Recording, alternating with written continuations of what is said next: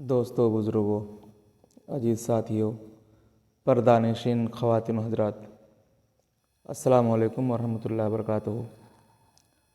نحمدہ ونصلی علی رسولہ الکریم، اما بعد، فاعوذ باللہ من الشیطان الرجیم، بسم اللہ الرحمن الرحیم۔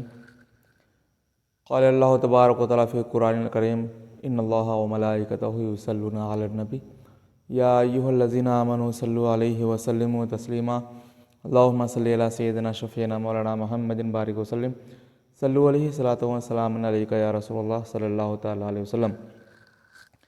معزز ناظرین کرام، معزز سامعین اکرام،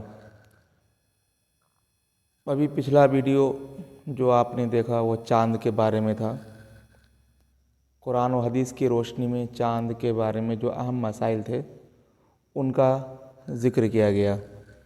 اب آئیے آج ہم بات کریں گے روزے کے فرائض اور روزے کی فضیلت قرآن و حدیث کی روشنی میں۔ معزز سامعین اکرام، یوں تو علم کا سیکھنا ہر ایک مسلمان مرد و عورت پر فرض ہے، اور اس زمانے میں ہم سب کے ہاتھ میں ایک قدرت کا شاہکار کہیے جسے ہم اور آپ موبائل کہتے ہیں، ہر ایک کے ہاتھ میں ہے۔ آج ہر ایک بندہ کتاب خریدنے کی کوشش نہیں کرتا ہے، لیکن سب سے پہلے وہ موبائل خریدنے کی ضرور کوشش کرتا ہے، اور اس موبائل کے ذریعے بہت ساری گناہوں کا کام میں مبتلا ہو جاتا ہے۔ اس لیے ہماری ادنا سی کوشش ہے کہ بندہ کے ہاتھ میں جب بھی موبائل ہو تو بندہ گناہوں کے کام میں نہ لگ کر دین کی طرف لوٹ آئے اور اللہ اور اللہ کے رسول کو راضی کرنے کی کوشش کرے۔ معزز سامعین اکرام، میں ادنا سا طالب علم محمد امیر حسین، اللہ تبارک و تعالیٰ نے جو کچھ بھی مجھے عطا فرمایا ہے میں کوشش کرتا ہوں، اور انشاءاللہ آپ کی دعا شامل حال رہی تو قرآن حدیث کی روشنی میں چند باتیں آپ کے سامنے عرض کرنے کی کوشش کروں گا۔ میں اچھی طرح سے واقف ہوں اس بات سے کہ میرے پاس ساز و سامان بہت کم ہے، میرے پاس کتابوں کی کمی ہے، اور میں اپنی کم علمی کو بھی آپ کے سامنے پیش کرتا ہوں کہ میرے پاس اتنا علم بھی نہیں ہے۔ لیکن دل میں ایک بات آئی، اور وہ یہ کہ میرے نظر سے ایک حدیث گزری۔ وہ حدیث پاک یہ تھی، بلغوا انی ولو آیہ۔ رسول اللہ صلی اللہ تعالیٰ علیہ وسلم ارشاد فرماتے ہیں کہ پہنچاؤ میرے طرف سے اگرچہ تمہیں ایک ہی آیت یاد ہو، اگرچہ ایک ہی آیت ہو وہ بھی میرے طرف سے لوگوں تک پہنچاؤ۔ تو اسی حدیث پر عمل کرتے ہوئے میں نے کوشش کیا، میں نے کوشش شروع کیا، اور آپ لوگوں کی دعا شامل حال رہی تو انشاءاللہ العزیز اللہ تبارک و تعالیٰ کے فضل و کرم سے اور آپ کی دعا سے میں اپنی معافی ضمیر کو آپ کے سامنے پیش کرنے کی کوشش کروں گا۔ رب کائنات سے دعا ہے کہ مجھے حق بولنے اور آپ کو حق سننے، اس پر عمل کرنے کی توفیق عطا فرمائے۔ آئیے حضرات، زیادہ تحمید کو لمبے نہ کرتے ہوئے قرآن پاک کی چند آیات اور چند احادیث کریمہ آپ کے سامنے پیش کرنے کی سعادت حاصل کرتا ہوں۔ اللہ تبارک و تعالیٰ قرآن پاک میں ارشاد فرماتا ہے، یا ایھا الذین آمنوا کتب علیکم الصیام کما کتب علی الذین من قبلکم لعلکم تتقون الی آخرہ۔ معزز سامعین اکرام، چونکہ یہ آیت کریمہ، یہ چند آیت کریمہ ہیں، میں ان تمام کو تلاوت نہ کروں گا اس لیے کہ ویڈیو لمبی نہ ہو جائے، تو بس میں جو آیت کریمہ ہے ان کا میں صرف ترجمہ آپ کے سامنے پیش کر کے گزر جاؤں گا۔ اللہ تعالیٰ مجھے حق بولنے اور آپ کو حق سننے، مجھے حق پر عمل کرنے اور آپ کو حق پر عمل کرنے کی توفیق عطا فرمائے۔ آئیے آیت کریمہ کا ترجمہ سماعت کریں۔ اللہ تعالیٰ ارشاد فرماتا ہے، اے ایمان والو، تم پر روزہ فرض کیا گیا جیسا ان پر فرض ہوا تھا جو تم سے پہلے ہوئے، تاکہ تم گناہوں سے بچو چند دنوں کا۔ پھر تم میں جو کوئی بیمار ہو یا سفر میں ہو اور دنوں میں گنتی پورے کر لے۔ اور جو طاقت نہیں رکھتے وہ فدیہ دیں۔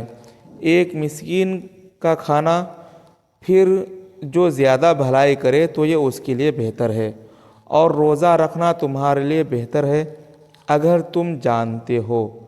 ماہ رمضان جس میں قرآن اتارا گیا لوگوں کی ہدایت کو اور ہدایت اور حق و باطل میں جدائی پیدا کرنے کے لیے، تو تم میں جو کوئی یہ مہینہ پائے تو اس کا روزہ رکھے، اور جو بیمار یا سفر میں ہو وہ دوسرے دنوں میں گنتی پوری کر لے۔ اللہ عز و جل تمہارے ساتھ آسانی کا ارادہ کرتا ہے، سختی کا ارادہ نہیں فرماتا، اور تمہیں چاہیے کہ گنتی پوری کرو اور اللہ عز و جل کی بڑائی بولو کہ اس نے تمہیں ہدایت کی، اور اس امید پر کہ اس کے شکر گزار ہو جاؤ۔ اور اے محبوب صلی اللہ تعالیٰ علیہ وسلم، جب میرے بندے تم سے میرے بارے میں سوال کریں تو میں نزدیک ہوں، دعا کرنے والے کی دعا سنتا ہوں۔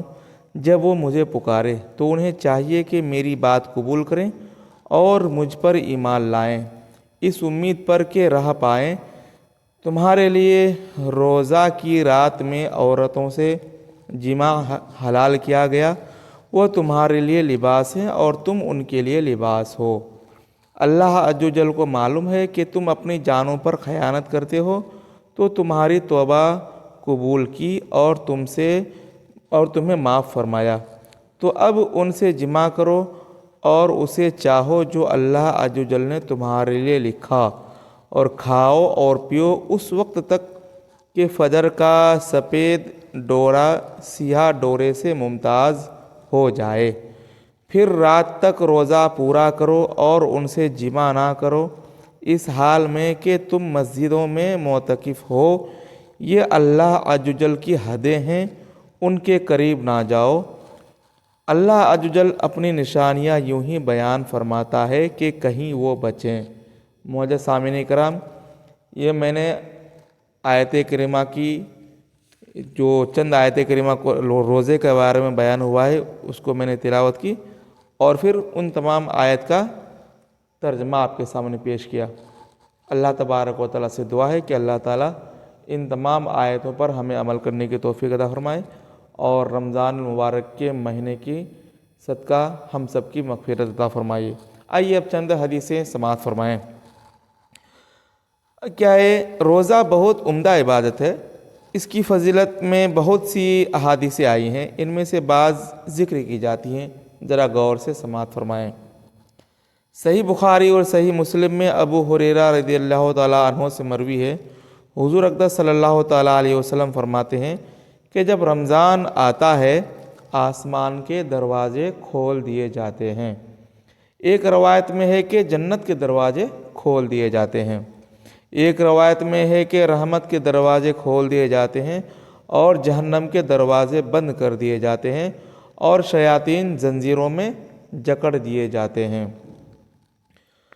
اور امام احمد و ترمذی و ابن ماجہ کی روایت میں ہے کہ جب ماہ رمضان کی پہلی رات ہوتی ہے تو شیاطین اور سرکش جن قید کر لیے جاتے ہیں اور جہنم کے دروازے بند کر دیے جاتے ہیں، تو ان میں سے کوئی دروازہ کھولا نہیں جاتا، اور جنت کے دروازے کھول دیے جاتے ہیں تو ان میں سے کوئی دروازہ بند نہیں کیا جاتا، اور منادی پکارتا ہے کہ اے خیر طلب کرنے والے متوجہ ہو، اور اے شر کے چاہنے والے باز رہ۔ اور کچھ لوگ جہنم سے آزاد ہوتے ہیں، اور یہ ہر رات میں ہوتا ہے۔ معزز سامعین کرام، آئیے ایک اور حدیث پاک سماعت کریں۔ ابن ماجہ انس رضی اللہ تعالیٰ عنہ سے راوی ہیں، کہتے ہیں کہ رمضان آیا تو حضور صلی اللہ تعالیٰ علیہ وسلم نے فرمایا، یہ مہینہ آیا، اس میں ایک رات 1000 مہینوں سے بہتر ہے۔ جو اس سے محروم رہا وہ ہر چیز سے محروم رہا، اور اس کی خیر سے وہی محروم ہوگا جو پورا محروم ہے۔ معزز سامعین اکرام، رمضان المبارک کا مہینہ بہت ہی متبرک مہینہ ہے۔ اس مہینے کی حدیث پاک میں بہت زیادہ وجاہت آئی ہے، اور جو بندہ اس ماہ مبارک میں عبادات کرتا ہے تو گویا جو بندہ اس مہینے میں نفل پڑھتا ہے تو اس طرح ہے کہ کسی اور مہینے میں وہ فرض پڑھ رہا ہوتا ہے۔ معزز سامعین اکرام، حدیث پاک میں رمضان المبارک کی بہت زیادہ فضیلت آئی ہے، اور حضور اکرم صلی اللہ تعالیٰ علیہ وسلم ارشاد فرماتے ہیں، امام احمد ابو ہریرہ رضی اللہ تعالیٰ عنہ سے مروی ہے، حضور اقدس صلی اللہ تعالیٰ علیہ وسلم فرماتے ہیں کہ رمضان کی آخری شب میں اس امت کی مغفرت ہوتی ہے۔ عرض کی گئی کیا وہ شب قدر ہے؟ فرمایا نہیں، لیکن کام کرنے والے کو اس وقت مزدوری پوری دی جاتی ہے جب کام پورا کر لے۔ معزز سامعین اکرام، حدیث پاک کی روشنی سے پتہ چلتا ہے اور قرآن پاک کی روشنی سے یہ بھی پتہ چلتا ہے کہ روزہ جو ہے صرف ہم پر ہی فرض نہیں، بلکہ ہم سے پہلے بھی جو بھی امتیں آئی تھی ان پر بھی روزہ فرض کیے گئے تھے، مگر ہم امت محمدیہ ہیں۔ اللہ تبارک و تعالیٰ نے امت محمدیہ کی بہت زیادہ فضیلت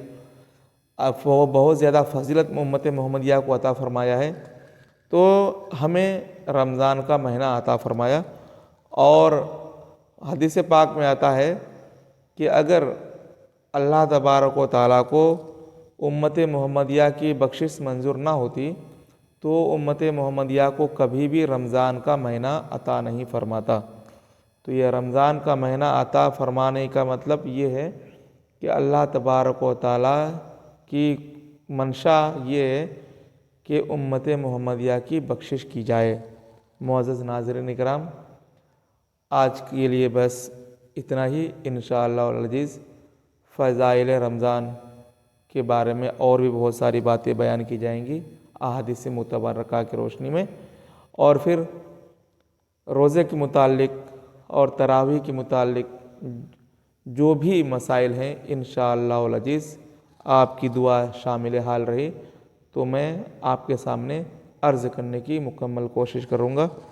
اللہ تبارک و تعالیٰ سے دعا ہے کہ مجھے حق بولنے اور آپ کو حق سننے اور اس پر عمل کرنے کی توفیق عطا فرمائے، اور جو حضرات ہمارا یہ پیغام سماعت کر رہے ہیں ان سے مؤدبانہ گزارش ہے کہ آپ بھی اس کار خیر میں شامل ہو سکتے ہیں۔ وہ یہ کہ بلغوا ولو انی آیہ کے تحت کہ اگر آپ کو ایک بھی بات معلوم ہے دین کی تو وہ لوگوں تک پہنچائیں۔